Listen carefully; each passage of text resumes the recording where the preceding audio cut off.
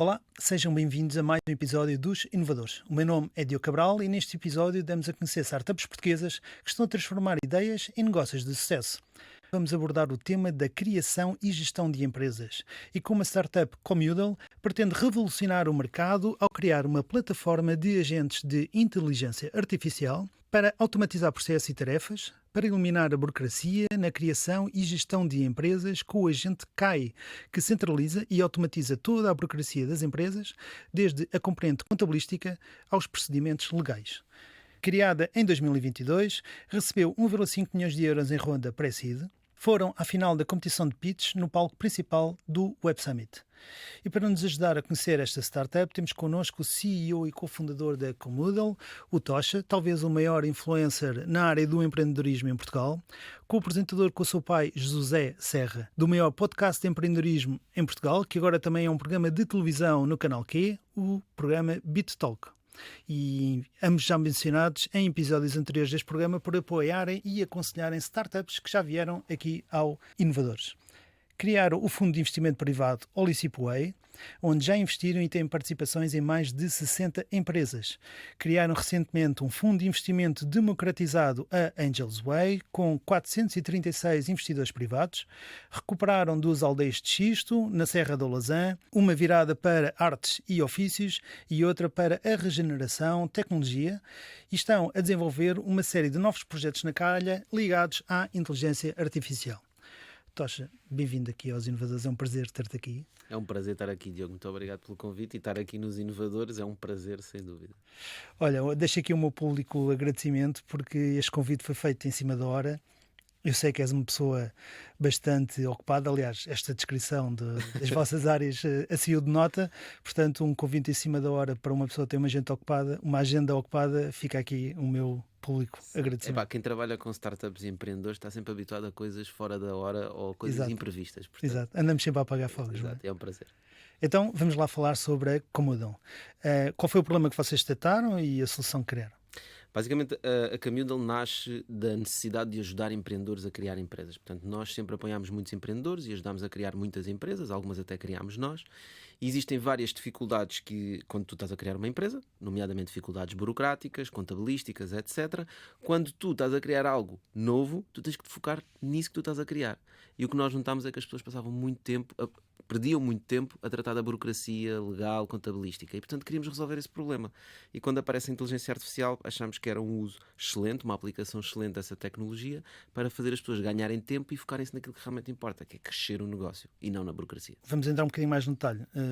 O que é que isso realmente vai fazer? O que vai fazer vai criar empresas. Portanto, o nosso objetivo é construir uma tecnologia que consiga autonomamente criar, gerir e operar empresas. Portanto, tudo o que toca de burocracia e contabilidade, para os humanos não terem que se preocupar com isso. Portanto, tu focas no teu produto ou serviço e a inteligência artificial foca-se em estares legal, em entregar as tuas declarações, em pagar impostos, em ajudar-te a prever financeiramente o cash flow da tua empresa e a fazeres a todos os reportes que tu precisas, e tu focas-te nas pessoas, na inovação, na tecnologia, em ir para o mercado e em vendas. Tipicamente essa função que te estás a referir é feita pelos contabilistas, os stocks ou o que seja. E o papel deles, além daquele processo mais chato, burocrático, de passar recibos de ordenado e afins, uma das funções que eles também têm que ter é, quando tu apresentas despesas, saber alocar as despesas nas contas, nas rúbricas e nas diversas contas contabilistas que existem, cumprir o código do SNC ou o que seja que eles lá cumprem. Isso já vai fazer essa parte também? Exatamente essa parte. Aliás, isso é uma das primeiras coisas que nós começámos a fazer. E, portanto, o que é que nós olhámos? Eu já faço contabilidade há algum tempo, não eu diretamente, mas nós tínhamos um departamento de contabilidade ilegal internamente na Olicipway que ajudava as startups e as empresas que nós criávamos. E, portanto, já há muito tempo que trabalho com isto e a minha equipa também. Portanto, nós sabemos onde é que nós perdíamos mais tempo. Isto tem a ver com coisas muito básicas, como lançamento de faturas, não é? Fazer exatamente a classificação das despesas e das faturas, fazer um encontro com a conta bancária, portanto, com o extrato bancário, ver o dinheiro que saiu e se existe uma fatura para aquilo. Ou seja, existe uma data de tarefas que são chatas, são burocráticas e que ocupam 80% do tempo dos contabilistas. Isso faz com que os contabilistas não tenham tempo para realmente agregar valor à empresa e passam mais tempo a tratar da burocracia, em vez de ajudarem os empresários, os gestores e os founders a gerirem melhor a sua empresa e perceberem melhor financeiramente qual é o estado da sua empresa. Portanto, ao fazermos isto automaticamente, nós podemos nos focar, também os contabilistas, naquilo que realmente importa. Então significa que os contabilistas normalmente depois de fazerem esse trabalho burocrático, ou seja, aquele trabalho repetitivo que ainda agora referiste, no final são eles mais ou menos os responsáveis por enviar as contas para a autoridade tributária e garantir que aquilo cumpre as regras todas. Este sistema já vai fazer isso ou é preciso depois uma mão humana para o fazer? Nós também fazemos isso. Portanto, a nossa inteligência artificial trata de tudo, desde a criação da empresa, à entrega de declarações, ao pagamento de impostos, a pagamento de salários. Portanto, tudo o que é aquelas tarefas burocráticas, a inteligência artificial faz ela própria. Ou seja, ela vai lá e submete na autoridade tributária a declaração que tu tens de submeter. Portanto, vai ter uma certificação dada por alguém que certifica os contabilistas para poderem submeter isso na autoridade tributária. Nós vamos ter os nossos próprios contabilistas. Portanto, em vez de simplesmente a AI ir fazer, porque não pode fazer, nem é legal, nós temos um contabilista, que é o contabilista da empresa, e depois ele utiliza tecnologia para ajudar no seu trabalho, que é burocrático. Portanto, tudo o que é decisões que um contabilista tem que tomar, tem que ser tomadas por humanos. Também, no nosso caso, são tomadas por humanos. Só que depois tem uma série de ferramentas, que é o CAI, né, que é a inteligência artificial, que o ajuda a submeter e a fazer as coisas que demoram muito tempo. Portanto, é feito tudo na hora. Portanto, aliás, no segundo, neste caso. Claro, mas só para eu perceber aqui, só para fecharmos este tema da contabilidade, não vai haver necessidade de operação humana, ao fim e ao cabo. É isso que me estás a dizer. Nós, do nosso lado, Uma validação final. Temos uma validação final e temos que o ter, né? Porque há coisas que os humanos têm que olhar, mas no caso de alguém que queira ser cliente da Camil, ele não vai necessitar do seu contabilista. Portanto, nós vamos fazer a contabilidade da empresa. Também referem que tem uma pequena componente de legal. Que componente é que é essa? A componente legal tem a ver com a quantidade de trabalho legal que tu tens numa empresa. A maior parte do trabalho legal que tu tens são contratos, são coisas simples que tu tens que consegues resolver com tecnologia. Quando começamos a entrar na parte legal, onde é preciso um bocadinho mais criatividade e onde os advogados, por vezes, nem sequer concordam uns com os outros, aí nós não fazemos. Portanto, nós fazemos, eu costumo dizer, nós fazemos cerca de 50% a 60% de todo o trabalho legal. Precisas de um contrato de trabalho e queres saber que cláusulas é que tu pões lá. A nossa inteligência artificial consegue-te ajudar a criar esse contrato com as cláusulas que tu queres. Então, e no meio disto tudo, o vosso modelo de negócio, como é que será?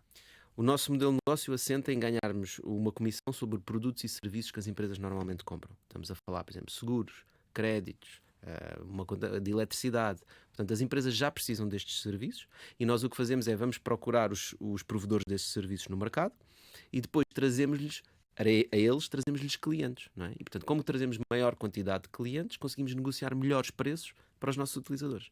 Portanto, as pessoas que são nossos clientes, ou as empresas que são nossos clientes, conseguem ter acesso a preços melhores, por exemplo, de um seguro de acidentes de trabalho, que é obrigatório fazer, não é?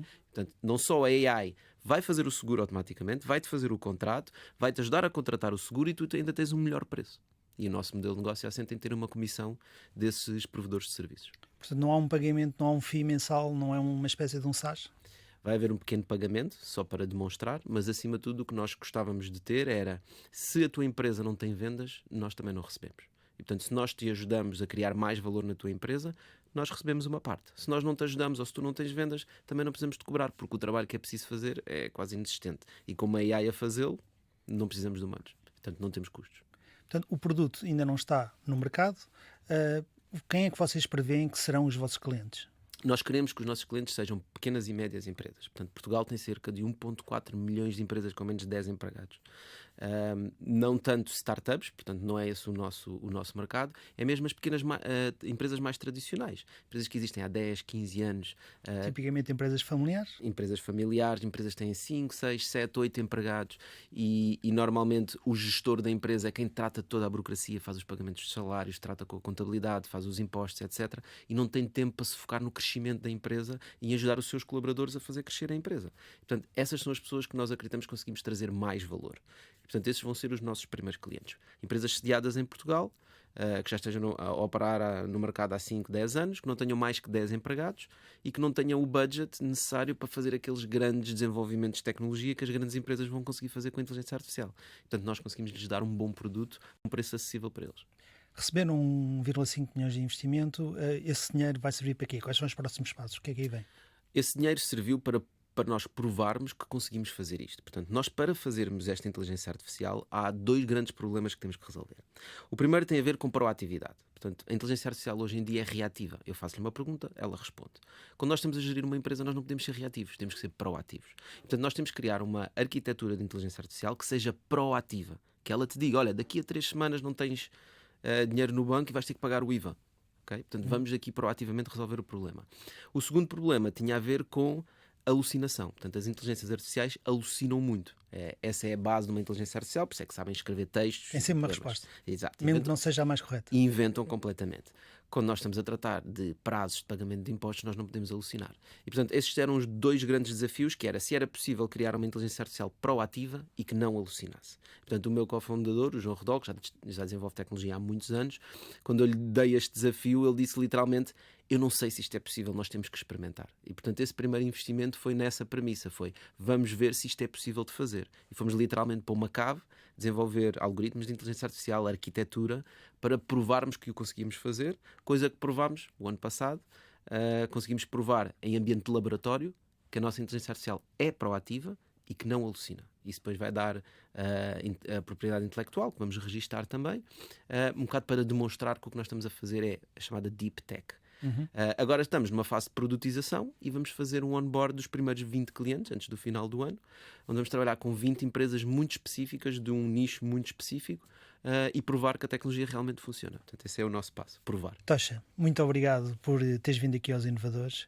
Eu e o Tocha vamos continuar a conversar e tanto este programa como o resto da conversa ficarão disponíveis na RTP Play e nas diversas plataformas de podcast. Subscrevam para receber um aviso sempre que sair um novo episódio. Muito obrigado a todos. Eu regresso no próximo episódio. Acabaste de falar das tais 20 empresas que de uma área muito específica ou de um nicho muito específico, que não perguntas 20 empresas, mas que nicho é este que vocês estão, na realidade, a especializar para depois eventualmente alargarem um tipo de empresas mais alargado? A nossa palavra de ordem é provar. E, portanto, nós queremos provar que isto funciona, porque realmente o que nós estamos a desenvolver é mesmo muito difícil e a tecnologia que nós necessitamos para resolver este problema, como eu o vendi, né, não existe. E, portanto, nós queremos provar. A forma mais fácil de o provar é escolhermos uma área onde seja mais simples nós conseguimos aplicar isto. E, portanto, a área que nós escolhemos tem a ver com as chamadas software houses, ou seja, empresas que desenvolvem softwares para terceiros. Estas empresas normalmente são criadas por 2, 3 amigos que gostam de programar. Um deles tem um bocadinho mais jeito para gestão e acaba a fazer toda a burocracia. Certo, E fica não com gosta... o papel do CEO. Exatamente. Na realidade é o que fica com a papelada toda. Com a papelada. E ele não gosta de fazer isso. O que ele quer é mesmo programar.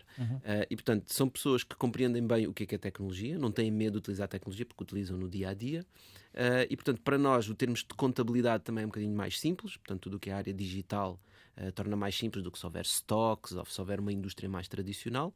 Portanto, nós queremos ir a 20 empresas muito semelhantes, escolher os 20 champions.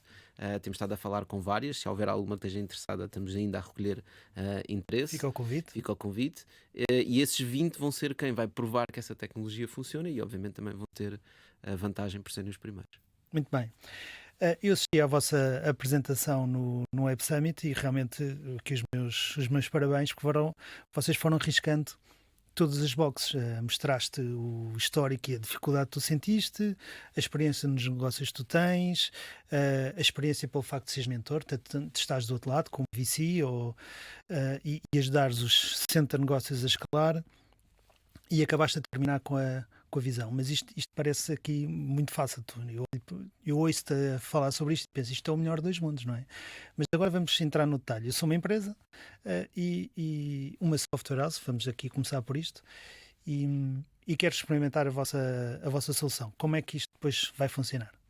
Isto funciona da mesma forma como tu trocares de contabilista. Portanto, na verdade, nós somos como um escritório de contabilidade em esteroides. Portanto, as empresas, infelizmente, em Portugal trocam muito contabilista, normalmente porque não estão contentes com os serviços que têm. Certo. Portanto, trocar para a Camildel é trocar de contabilista e, de repente, ter acesso a uma plataforma que te dá informação que tu nunca viste sobre o teu negócio. Para além disso, tens uma inteligência artificial que está constantemente no teu WhatsApp ou no teu Telegram, o que for que tu utilizares, com quem tu podes falar e que sabe tudo sobre a tua empresa, sabe tudo sobre a lei, e quando é preciso fazer alguma coisa, ou fazes a inteligência artificial ou chamam um humano nosso para ajudar a fazer. E, portanto, é como tu gerires um sistema operativo para empresas, né? O teu sistema operativo de empresa, onde tu tens tudo, tens a tua parte financeira, tens os contratos, quanto é que pagaste impostos, quanto é que recebeste, quanto é que estás a gastar, tudo o que tu precisares, a inteligência artificial resolve-te. Muito bem, então agora vamos aqui passar à parte prática. Eu sou um funcionário dessa dita empresa e preciso apresentar uma despesa muitas vezes que se mete quilómetros, né? Depois a engenharia financeira permite fazer uma série de coisas e os contabilistas normalmente a mais valia deles é saber qual é a melhor prática para determinado tipo de custos. Uh, Tivemos até cá uma startup nesta área que era a Paynest, que julgo que bem conheces também. E que no caso deles, eles têm aqui um processo de pagamentos quase automáticos através da apresentação de despesas, quer seja de quilómetros, quer seja de recibos, faturas, o que seja. Portanto, tenho uma fatura e preciso entregar para ser ressarcido. Como é que isso depois funciona? Conseguem Como é que tu encaixar? gostavas que funcionasse? O que eu gostava de fazer, e a forma como eu trabalho com a minha equipa, portanto também tenho uma equipa interna e nós temos contabilidade interna, Claro, eu quero agarrar no telemóvel e mandar um WhatsApp. certo. E portanto é assim que vai funcionar. Tu vais literalmente falar com o CAI como se ele fosse uma pessoa. Tem a desvantagem que não podes chamar ao teu escritório, pelo menos ainda enquanto não houverem robôs, e ele sentar-se e falar contigo. Mas tudo o que tu fazes com um contabilista, por e-mail, por WhatsApp, qualquer canal digital, tu podes fazer com a inteligência artificial. E a vantagem da inteligência artificial é mesmo esta, é que tu não precisas de definir uma interface e prever tudo o que vai acontecer nessa interface. A partir do momento em que tu podes falar, tu podes literalmente falar e dizer pelas tuas palavras o que é que tu precisas. E, portanto, nesse caso tu estás a dizer, o que ele faria é, imagina que até era um recibo em papel, ele tira uma foto com o WhatsApp, envia pelo WhatsApp e diz, olha, tenho esta despesa, quero pôr não sei o que, não sei o que mais. Ele diz, ok, faz-te perguntas, se tiver alguma pergunta para fazer, mas queres isto assim ou assado, ou isto ou aquilo? E tu queres isto ou aquilo? E ele, ok, vou fazer. Done. Portanto, esta pergunta é mais até para quem não está habituado a trabalhar com inteligência artificial e pode considerar isto tudo muito esquisito. Portanto, na realidade, o que tens ali é uma espécie de um contabilista digital, ou seja, né? Sim. Portanto, é uma pessoa com quem tu vais conversando e vais, aquilo que tu normalmente fazes, que é sentas o contabilista ao teu lado e vais-lhe fazendo perguntas, como é que eu devo fazer aqui, e ele aconselha-me, faz assim, faz assado. Neste caso, tens o CAI, que é o teu contabilista Exatamente, que digital. é a mesma coisa que tu fazes com uma conversa com o ChatGPT. Se tu quiseres, sei lá, dizer ao ChatGPT qual é o podcast que eu devo ouvir sobre este tema, ele vai começar a ter uma conversa contigo e vai-te responder. Só que o que é que ele não está a lidar? Ele não está a lidar com leis e, portanto, ele pode alucinar à vontade. Né? E também não está a ajudar a gerir uma empresa e, portanto, ele não precisa de ser proativo, tu só lhe mandas mensagens. Essas são as duas coisas que nós estamos a resolver, é ter a AI sempre pronta para ti.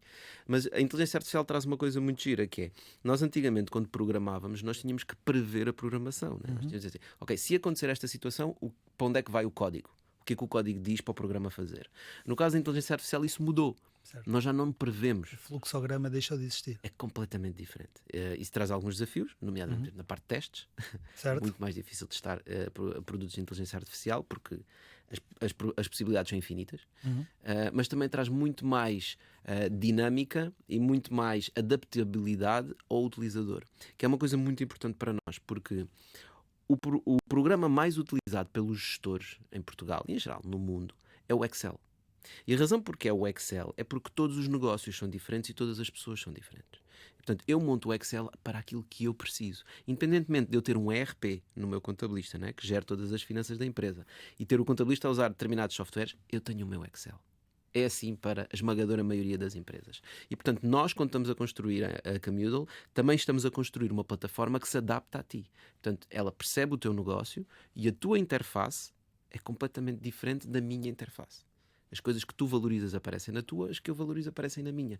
E, portanto, nós estamos a construir interfaces ao vivo enquanto tu estás a lidar com o CAI e com a Camudo. Portanto, ao fim e ao cabo, a interface não depende do tipo de negócio, quase que vai depender do tipo de pessoa da pessoa que eu vou ter à minha frente. Exatamente, vai depender do tipo de pessoa, não do tipo de negócio. Ok. Então, acabaste de falar aqui um pouco os problemas, algumas questões técnicas que tiveste. Quais foram aquelas maiores dificuldades que vocês foram encontrando aqui até à data? Porque na realidade vocês estão a explorar uma área que até agora não foi muito explorada, porque tipicamente os LLMs ou a inteligência artificial dá sempre uma resposta, certo? Tu fazes uma pergunta e ele dá-te a resposta o mais parecido que encontrar. Enquanto antigamente, quando nós pesquisávamos, por exemplo, no Google ou no outro motor de busca, se ele não encontrasse, dizia não encontrei. O LLM dá-te sempre uma resposta, seja ela qual for, é o mais próximo da verdade que ele encontrou. Como é que vocês garantem que não vão cair nesta resposta quase parecida com aquilo que devia de ser? Isso aí já estamos a entrar um bocado quase em segredos da tecnologia. Em breve vamos poder explicar um bocadinho isso melhor quando registarmos a nossa propriedade intelectual. Mas no fundo o que nós fazemos, e aquilo que eu posso falar é, nós não estamos a desenvolver um LLM, portanto nós não estamos a desenvolver um ChatGPT. Nós estamos a desenvolver uma arquitetura. que é diferente. Nós, na verdade, usamos muitos LLMs. Nós usamos o Llama, Mistral, DeepSeek, posso ficar aqui. Usamos uma data deles. São softwares open source, AI, em que nós agarramos neles e para determinadas tarefas nós criamos agentes muito especializados naquela tarefa. Portanto, quando o contexto é muito pequeno da inteligência artificial, ela já começa a alucinar menos. Portanto, isso é uma das coisas que nós fazemos. A nossa tecnologia pode ser vista como uma orquestra, em que existe um maestro, que é o Kai, e esse maestro tem vários músicos à sua disposição, que são pequenos agentes de inteligência artificial. E cada um desses músicos tem também instrumentos de música, que são as nossas ferramentas para interagir com o mundo real.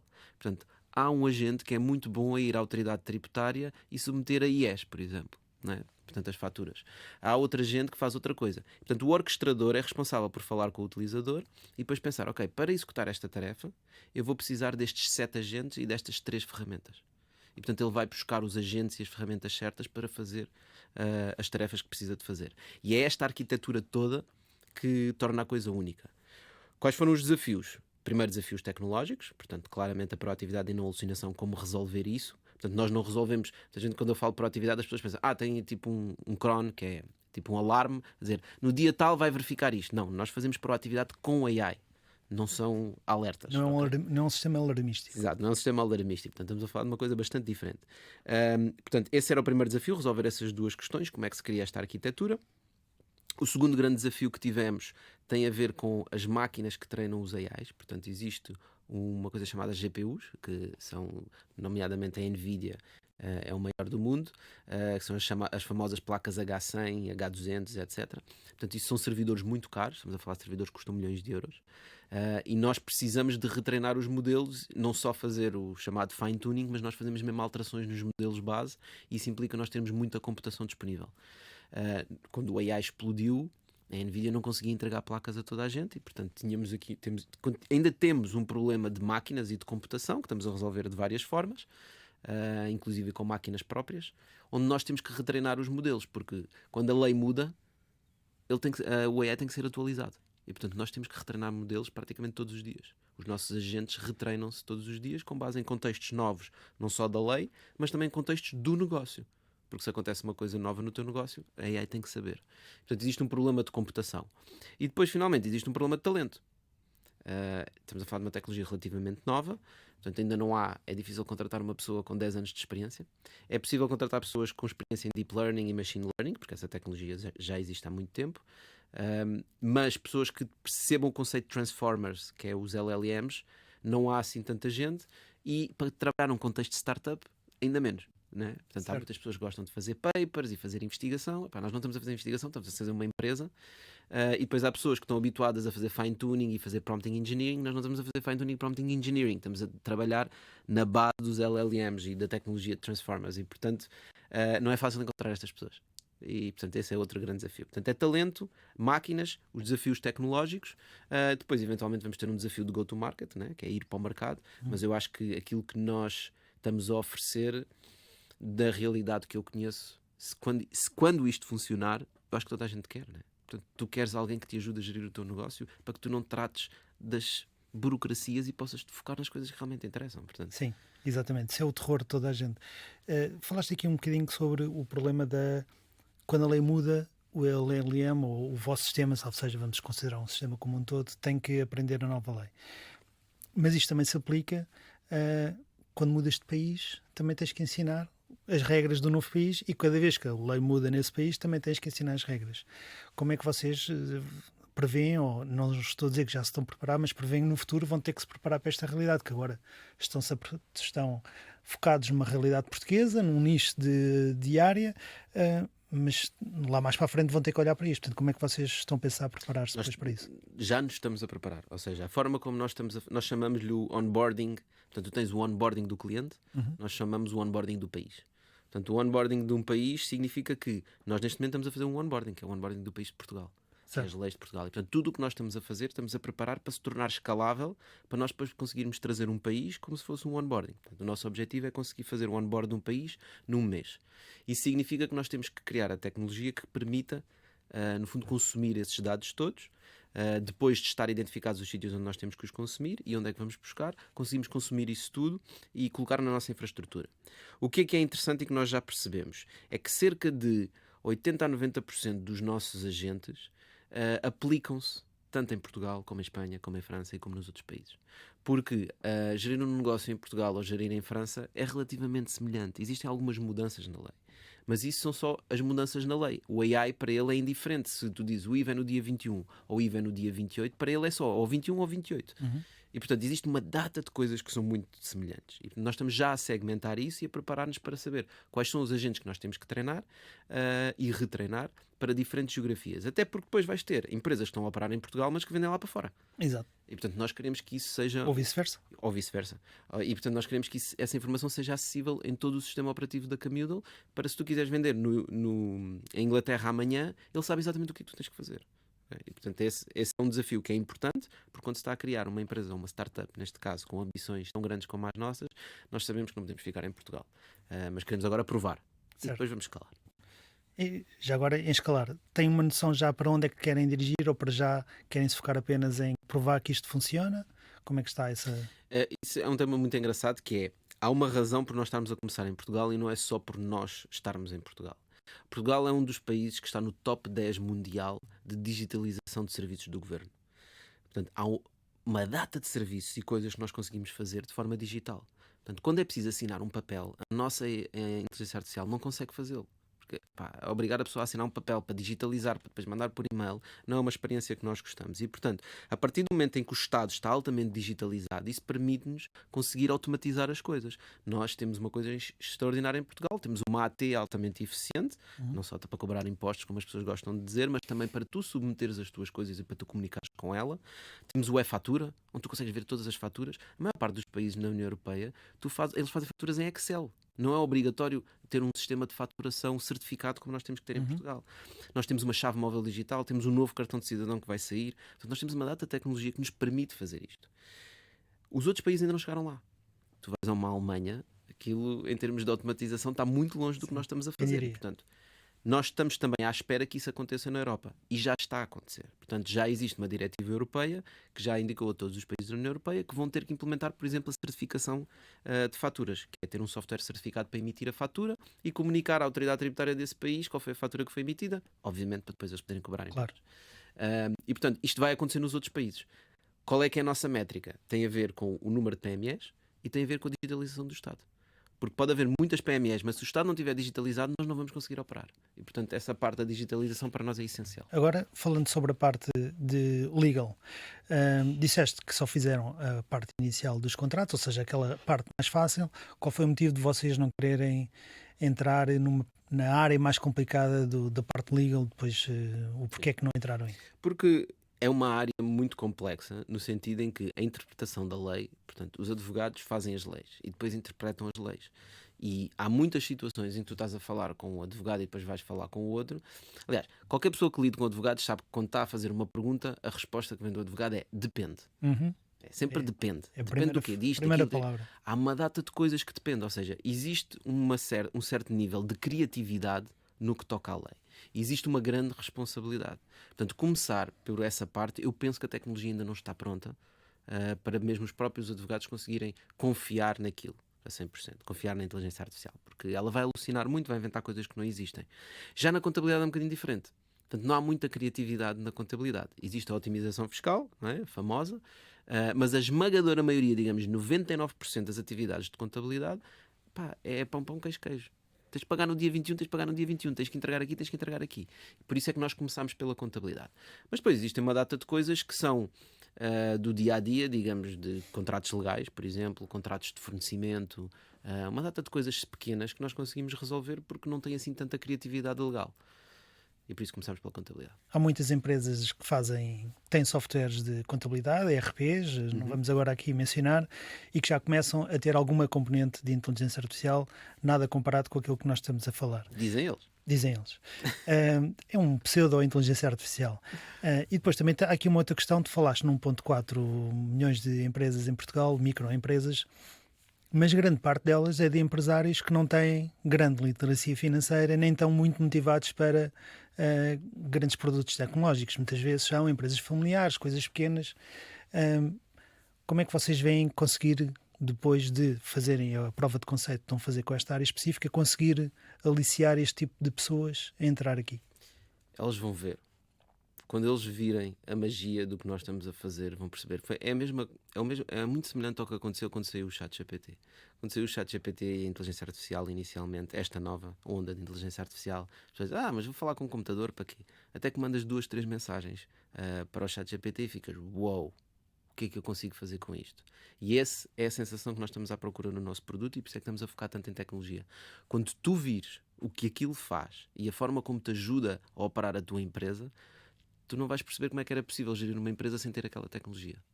E nós estamos à procura de explicar às pessoas, de ter, portanto, tens aquela curva da adoção, não é? Tens os early adopters, etc. Nós estamos à procura, obviamente, dos early adopters, mas depois dos early adopters estarem a utilizar, eles vão ter uma vantagem sobre o mercado que, se os outros não utilizarem, vão ficar para trás. E é isto que a inteligência artificial está a fazer em todas as áreas. Certo. É muito famosa a frase do não é a inteligência artificial que vai acabar com o teu trabalho, é alguém a usar a inteligência artificial que vai acabar com o teu trabalho. Portanto, aqui é a mesma lógica. É um trabalhador em esteroides, como se costuma Exato. dizer. Portanto, não é que os teus competidores vão te ganhar, é os teus competidores que usam a inteligência artificial é que vão ganhar. E Exatamente. por isso o nosso foco é fazer um bom produto, acima de tudo, para ajudar as pessoas a focar naquilo que lhes dá vontade de ter uma empresa, não é? Porque nós achávamos que a inteligência artificial ia nos ajudar a lavar a louça, não é? E nós íamos escrever poemas. E acabou a inteligência artificial a escrever poemas e nós a lavar a louça na mesma. Sim. E, portanto, e nós queremos Nunca se pensou que a parte artística seria uma das primeiras áreas da inteligência então, artificial. quando nós olhamos para as empresas, pensamos, o que é que ninguém quer fazer? Vamos fazer uma coisa que realmente os humanos não queiram fazer. Ok, há aquelas pessoas que gostam de burocracia. São muito poucas. Sim. E vai continuar a haver burocracia para essas pessoas. Mas a esmagadora maioria das pessoas quer vender o seu produto. Não quer estar preocupado com contratos e com impostos e com cash flow e nada disso. Agora vou-te provocar aqui com esta próxima pergunta. Receberam 1,5 milhões de euros pela Olicipway, que é vossa. Exato. Portanto, isso não será uma maneira de financiares a ti próprio? Repara, como eu te disse, nós quando começámos com a premissa de isto não sei se é possível.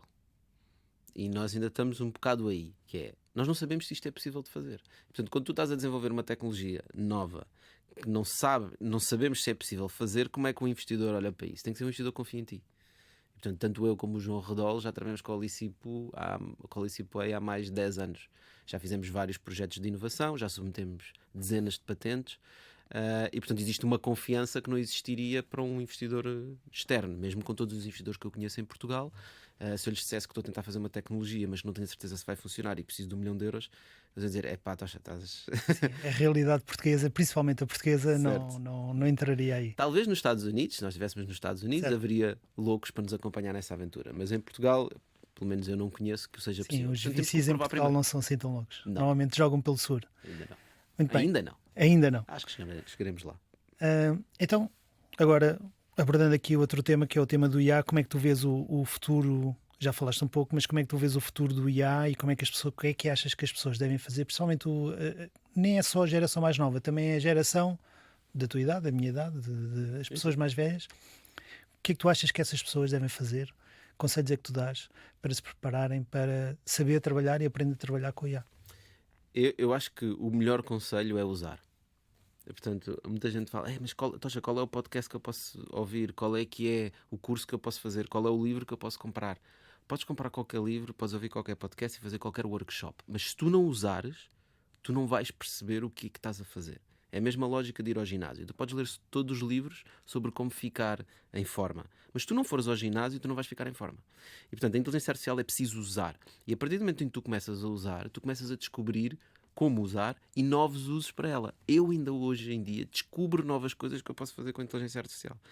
E, portanto, se tu fores usando e fores experimentando, essa é a melhor forma de tu aprenderes e ir-te adaptando. Isso vai criando curiosidade, porque vais ter uma ideia e vais dizer, se eu fizesse isto, mas como é que eu faço isto? E vais pesquisar uma coisa específica. Quando tu pesquisas como usar a inteligência artificial, a inteligência artificial vai impactar tudo na nossa vida. Meu. É impossível alguém dar-te uma resposta a essa pergunta. Agora, se tu pesquisares, já está a impactar. Já está a impactar. Mas se tu pesquisares uma coisa muito específica, quer fazer esta atividade e fazer isto, aí se calhar vais encontrar alguém a falar especificamente sobre esse problema e vai-te ajudar a implementar a solução e tu vais aprender ainda mais. Portanto, se as pessoas não usarem, não vão conseguir aprender. E quem não tiver a usar, eventualmente, vai ser ultrapassado por quem está a usar. Muito bem. És um influencer na área do empreendedorismo e muitos seguem os teus conselhos. Como referi logo no início, o teu podcast, julgo que seja o podcast mais ouvido em Portugal, pelo menos na área do empreendedorismo, é garantidamente. Ahm, que conselhos é que tu dás aos empreendedores quando querem começar um negócio e o que é que te faz a ti optar por a empresa, pelo empreendedor A ou empreendedor B?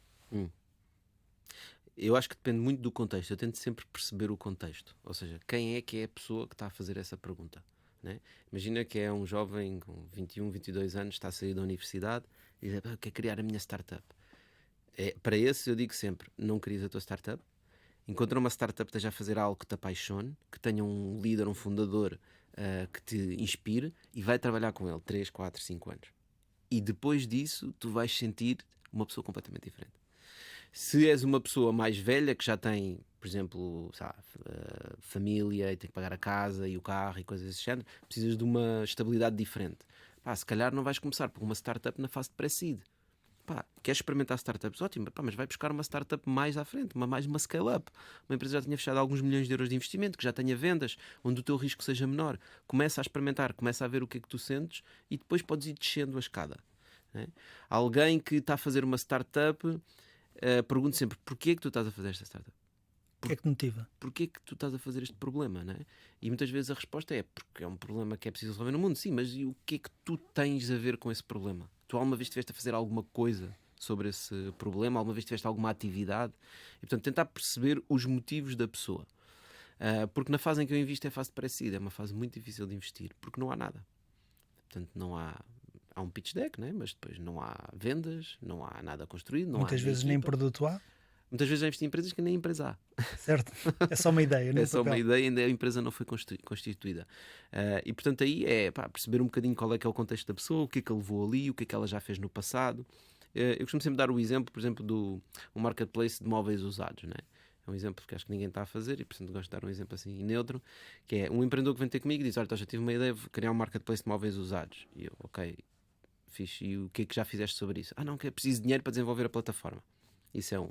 Outro empreendedor vem ter comigo e diz assim: olha, já há 3 anos atrás eu criei um grupo no Facebook, ou no Reddit, ou seja, onde for, sobre móveis usados. E onde eu dizia à malta para meterem lá, publicarem móveis usados. Às tantas comecei a receber pessoas a perguntar-me se eu conhecia alguém que tinha um móvel específico. E comecei a receber outras pessoas a dizerem que queriam vender móveis.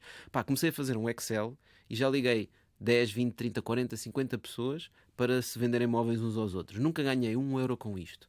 Pá, mas já estou a receber tantos pedidos, eu não consigo lidar com isto. Estava a pensar fazer uma empresa para desenvolver uma tecnologia para me ajudar a lidar com estas leads. São duas pessoas completamente diferentes. E portanto, esta segunda pessoa receberia o investimento meu, a primeira não. O que me leva também aqui a um tema que eu queria te perguntar sobre o tempo que vocês demoraram a fazer esta tecnologia da Comodel. Demoraram sensivelmente 2 anos para fazer esta tecnologia, que é algo que vocês, principalmente no BitTalk e em outras situações que eu já vi, dizem logo: não demores tanto tempo a apresentar isto, testa logo. Uhum. Traz isso para a rua, vai testando, vai validando, para teres a certeza que é isso que realmente as pessoas querem. Vocês fizeram esse passo ou esperaram realmente 2 anos para trazer aquilo cá para fora? Na verdade, até vai durar mais que 2 anos. O OpenAI teve 7 anos. O que é que aqui muda? Eu continuo a manter essa opinião. O que muda aqui tem a ver com a tecnologia. Ou seja, aqui não é o produto, nós não estamos a desenvolver um produto. Nós estamos a desenvolver uma tecnologia que não existe. E, portanto, para desenvolver a tecnologia, tu não precisas, digamos, de utilizadores. Tu precisas de saber se a tecnologia é possível, né? Por exemplo, quando o Elon Musk estava a fazer um foguetão que ia para o espaço e voltava, o que ele precisava de provar é que ele conseguia fazer um foguetão que ia ao espaço e que aterrava e que não explodia. Depois de ele ter provado isso, pode-se ver as encomendas da SpaceX, não é? Estão completamente cheios. Portanto, a nossa premissa era provar esta tecnologia. Se o problema existe ou não, e essa questão que estavas a colocar é mais se o problema existe. Se o problema de contabilidade existe ou não. Nós somos os utilizadores. Eu faço contabilidade há mais de 10 anos. E, portanto, eu sei a necessidade que eu tenho e eu vejo com as pessoas que trabalham na minha equipa o tempo que nós passamos a lamber faturas, como a gente gosta de dizer, ou a lamber papel. Portanto, eu sou um utilizador do problema. Mas aqui o que eu estou a tentar resolver é a tecnologia primeiro. E, portanto, sim, lá está. É o que eu costumo dizer. Não existem receitas. Neste caso, eu diria como contabilista, depende. Não é? Neste caso, como o advogado.